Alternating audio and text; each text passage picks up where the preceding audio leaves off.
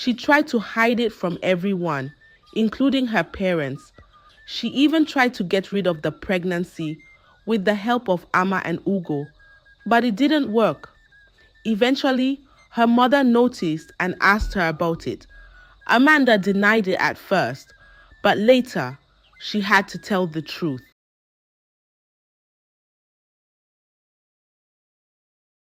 Once upon a time, in a small village wrapped in the arms of nature, there lived a girl named Amanda. Amanda was like a shining star in her village, known for her beauty that seemed to light up the whole place.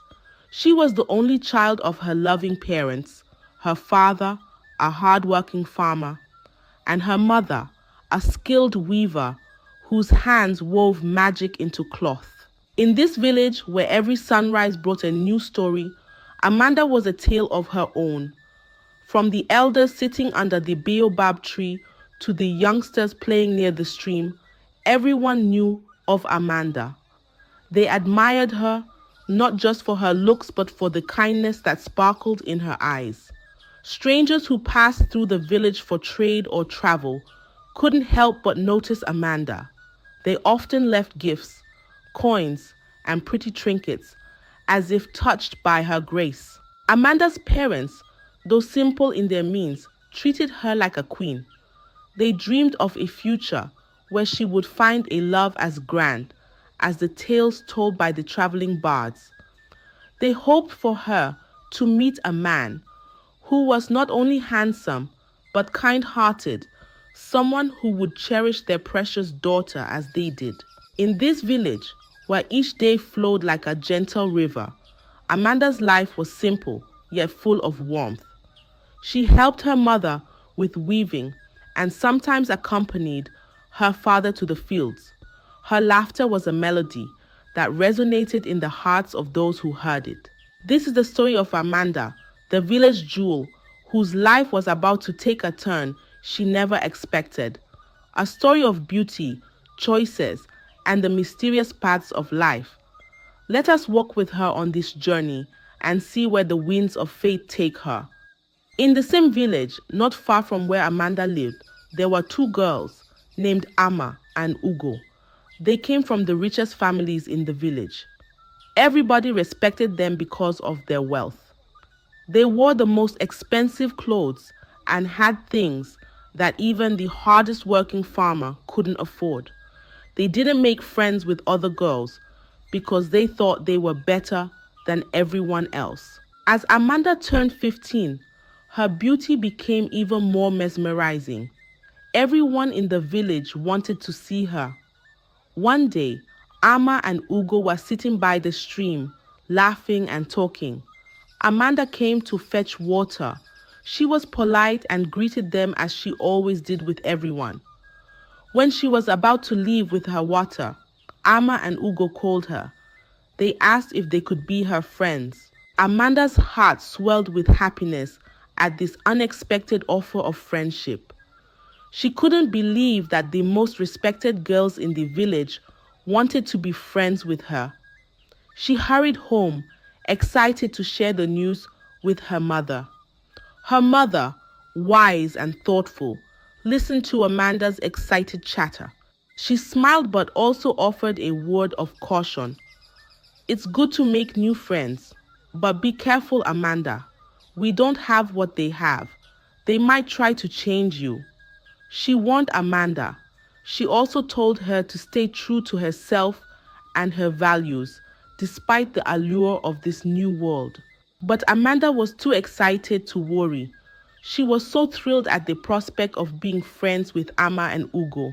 She started spending more of her time with them. They went out together, played, and explored the village. Amanda's life began to change. She was entering a new world with her new friends, a world different from the simple life she had always known.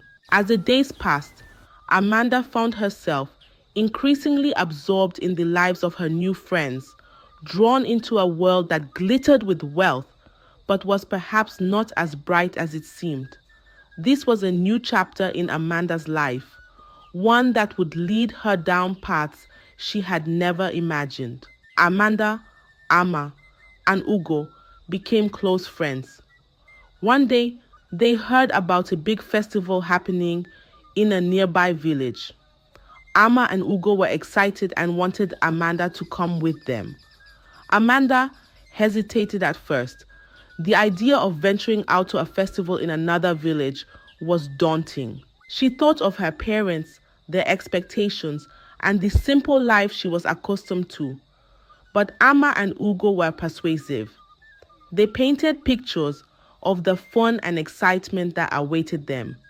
They said to Amanda, "You're old enough to make your own choices. You don't have to tell your parents everything." And slowly, Amanda's hesitation turned into curiosity. After thinking about it, Amanda agreed to go with them. It was her first time going to such a big event without her parents. At the festival, Amanda caught the eyes of many men. They all wanted to talk to her because of her beauty. At first, she didn't want to speak with them, but Amma and Ugo encouraged her. They said, "You're beautiful, and you can get anything you want with your looks." So, Amanda started talking to them. Then, our prince came to the festival. He saw Amanda and wanted to meet her. They talked and they got along well. After meeting the prince, Amanda felt different. She started thinking she could live a life different from the one in her village. She liked the attention and the new way of life her friends showed her. That festival changed Amanda. She began to act differently, more confident, but also a bit arrogant.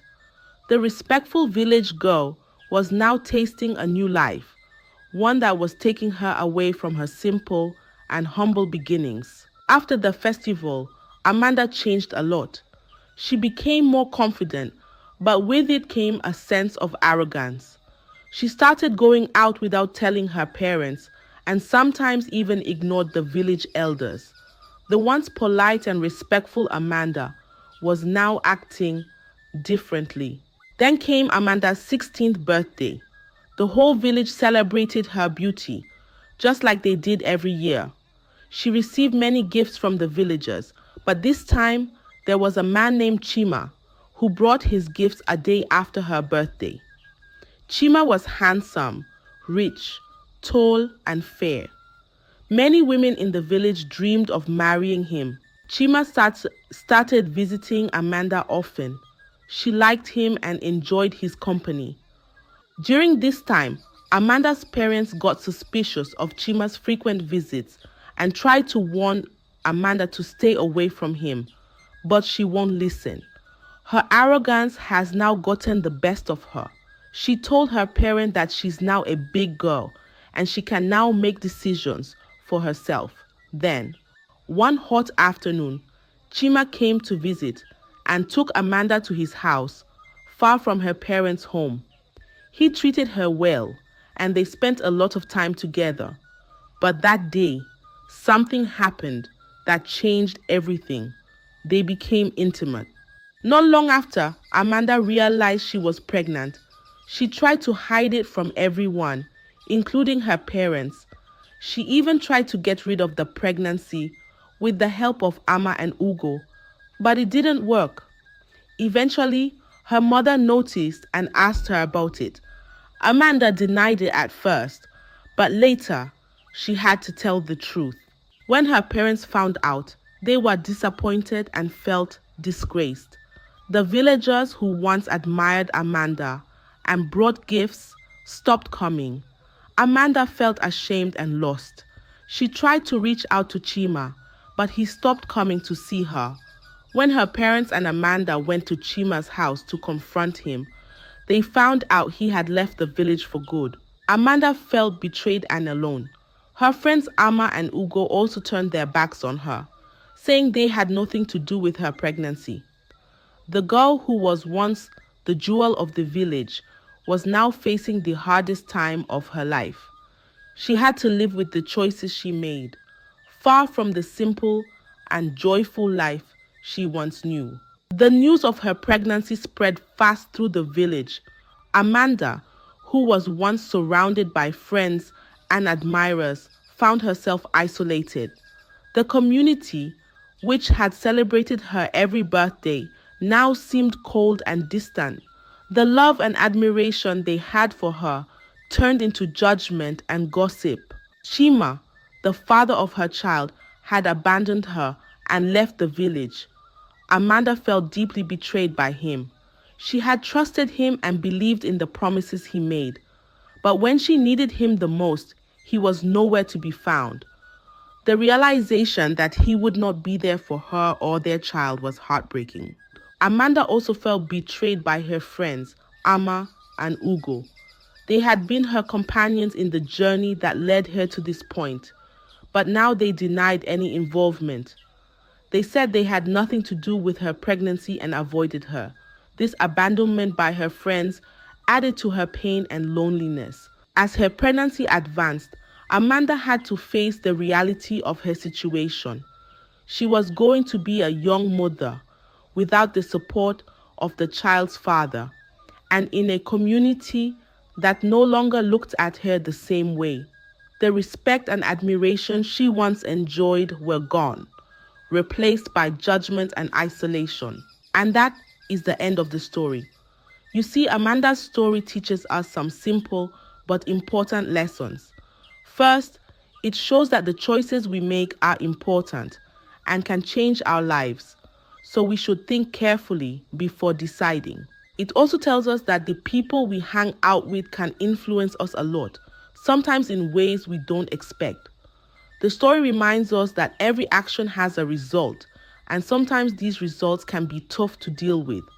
It teaches us that what really matters is who we are on the inside, not just how we look or how popular we are. And finally, Amanda's story shows us that no matter what mistakes we make, there's always a chance to start over and make things right. This story is all about learning from our mistakes and remembering what's truly important in life. I hope you enjoyed this. If so, please subscribe to the channel and turn on the notification bell so that you won't miss out on stories that teaches lessons just like this one. Goodbye.